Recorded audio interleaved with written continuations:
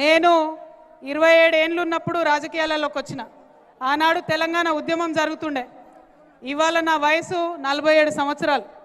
ఈ 20 ఏళ్ళల్లో మొత్తం తెలంగాణ కోసం, తెలంగాణ ఉద్యమం కోసం, కేసీఆర్ గారి కోసం, టీఆర్ఎస్ పార్టీ కోసం, బీఆర్ఎస్ పార్టీ కోసం నేను పనిచేసిన.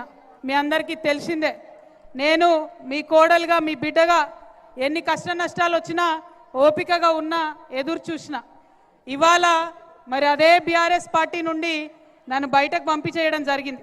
ఎక్కడ కూడా నేను ముందడుగేసి పార్టీ వ్యతిరేకంగా ఏం చేయలే. ఇవాళ నిజామాబాద్లో ఉన్న బీఆర్ఎస్ పార్టీ కార్యకర్తలందరికీ కూడా నేను రిక్వెస్ట్ చేస్తూ ఉన్నా, ఒక్కసారి గుండె మీద చేసుకొని ఆలోచన చేయండి. నిజామాబాద్లో నా ఓటమి ఒక కుట్రనా కాదా మీరు ఆలోచన చేయండి. నా ఓటమి జరిగినప్పుడు ఇప్పటికి 5 ఏళ్ళు అవుతుంది. ఒక్క మాటనన్నా నేను బయట మాట్లాడినా లేదా మీరు ఆలోచన చేయండి. ప్రతి చిన్న బిడ్డకు నిజామాబాద్లో తెలుసు ఏం జరిగిందా అన్నాడని.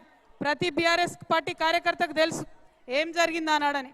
కానీ నేను ఎప్పుడైనా సరే ఆ అవమానాన్ని భరించిన ఎందుకోసం? నాన్నగారి మీద గౌరవంతో, బీఆర్ఎస్ పార్టీ అంటే ప్రేమతోని, తెలంగాణ రాష్ట్రం మంచిగా ఉండాలనేటటువంటి ఆలోచనతో. కానీ ఇవాళ ఇంటి గుట్టంతా బయటేసి మరి నన్ను ఇబ్బంది పెడుతున్నటువంటి సందర్భంలో మళ్ళీ నా మనుషుల దగ్గరికి, మళ్ళీ నా ప్రజల దగ్గరికి, మళ్ళీ నా నిజామాబాద్ గడ్డ దగ్గరికి వచ్చిన. తొలి ఆశీర్వాదం కోసం మీ దగ్గరికే వచ్చిన.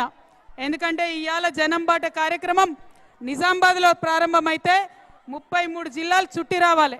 కానీ మొదటి అడుగు మన గడ్డ నుంచే మన కోసమే రావడం జరిగింది.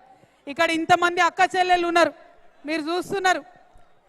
ఏ అక్క చెల్లె అయినా కష్టపడింది ఎప్పుడు కూడా ఉండదు. ప్రతి సందర్భంలో, ప్రతి విషయంలో మనం కష్టపడతాం. కానీ ఒక్క ప్రభుత్వం కూడా ముందటికొచ్చి మన కోసం చేసిందేం లేదు. మీరు ఆలోచించారు. ఆనాడు పెన్షన్ పెట్టుకున్నాం, ఇవాళ ఈ ప్రభుత్వం కూడా ఇస్తామని చెప్పింది 2500. కానీ ఇచ్చేటటువంటి పరిస్థితి కనబడతలేదు. 2500 కోసం పిడికిలు బిగించి ఉద్యమం చేయాల్సినటువంటి అవసరం ఉన్నది. ఇవాళ ఉన్నదా లేదా? కావాలా 2500? అడుగులు లేదా? అవసరం లేదా మనకు? అంతేనా? ఇచ్చేటట్టు కనబడతలేడా రేవంత్ రెడ్డి?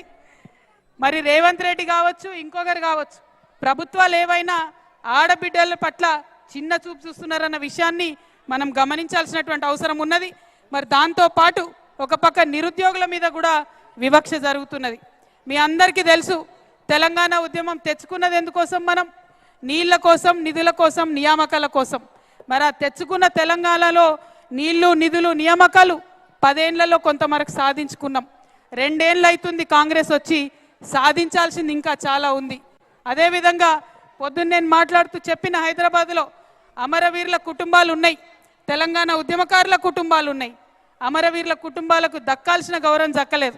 అది 1969 అమరవీరుల కుటుంబాలైనా, మొన్నటి ఉద్యమంలో జరిగిన అమరవీరుల కుటుంబాలైనా వాళ్ళకు దక్కాల్సిన న్యాయం దక్కలేదు, జరగాల్సినటువంటి మర్యాద రాలేదని అందరు భావిస్తూ ఉన్నారు.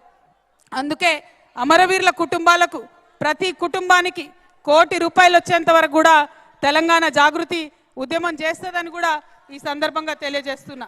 అదేవిధంగా ప్రతి ఉద్యమకారులకు ఖచ్చితంగా ఐడెంటిటీ కార్డు రావాలి. ఎట్లా అయితే భారత స్వతంత్రం కోసం పోరాటం చేసిన వాళ్లకు మరి పెన్షన్ వస్తుందో, తెలంగాణ ఉద్యమంలో పోరాటం చేసిన ఉద్యమకారులకు కూడా పెన్షన్ రావాలని చెప్పి నేను మనస్ఫూర్తిగా కోరుకుంటా ఉన్నా. 1 కాదు, 2 కాదు, మీ అందరికీ తెలుసు అనేక అంశాలు ఉన్నాయి, అనేక విషయాలు ఉన్నాయి. ఒక్కొక్క దాని మీద కొట్లాడుకుంటూ పోవాల్సినటువంటిది చాలా